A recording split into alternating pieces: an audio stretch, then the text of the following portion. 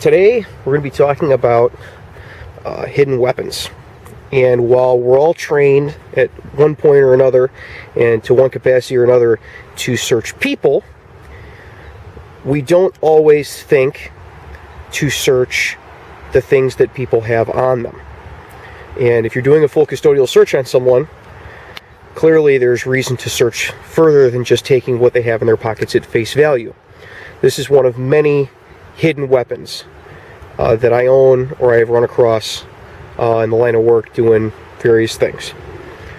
It's one good reason why, even if there's no policy to this effect, it's a good rule of thumb that if you're searching someone and you're arresting them and you're bringing them in, you should be searching not just them, but the things that they have in their pockets for other weapons, and also that you should be taking everything away from them and putting it into a bag or onto the floor of the front of your car or on your dashboard or into a bag that they have, and then taking that bag and moving it to the front seat. Oftentimes with women, I'll take their whole purse, put everything they have inside the purse, put it in the front seat of the car, and then put them in the back seat of the car if I can, because some things that look pretty innocuous can actually be a weapon that can be used against you.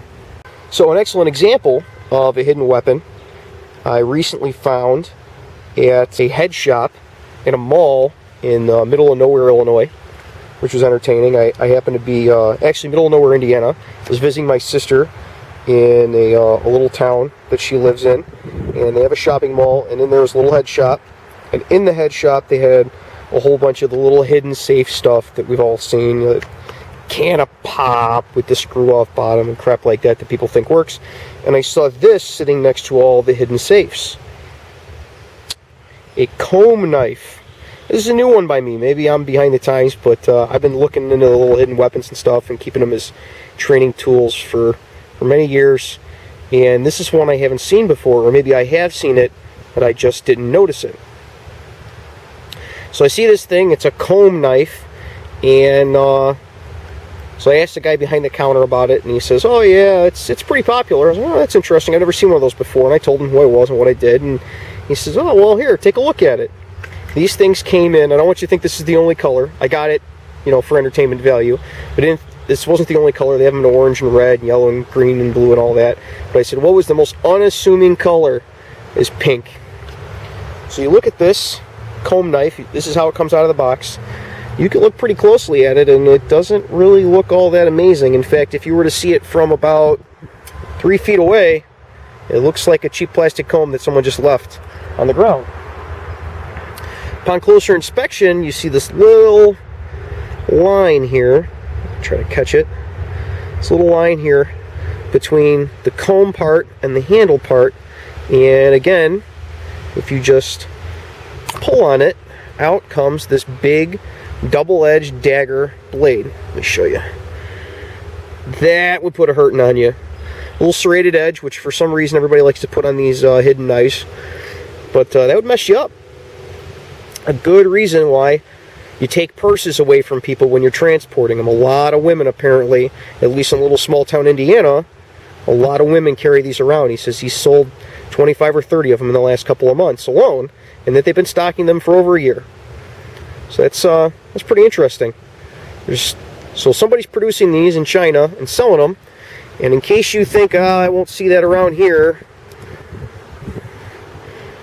how much does that cost? Well, there's why I bought it.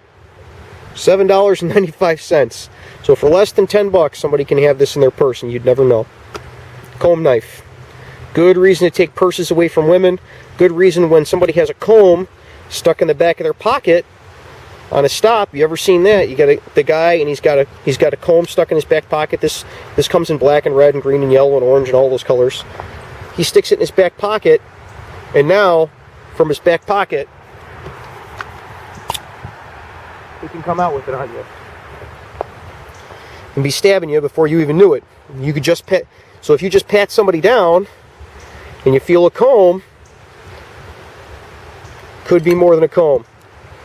This is another good reason. Not only do we search, inspect, and separate people from their property when we're doing custodial searches, but we still have to keep our guard up even after we've pat somebody down on a stop, because something that looks innocuous could easily be the death of us.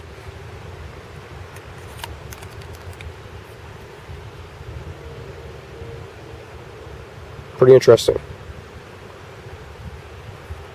So now, having seen this, when you have reason to search someone, especially a custodial search out on the street, remember these three things in order. We search the person, and we search what they have in their pockets. We inspect for any abnormalities, and then we separate people from the property that they have before we bring them in.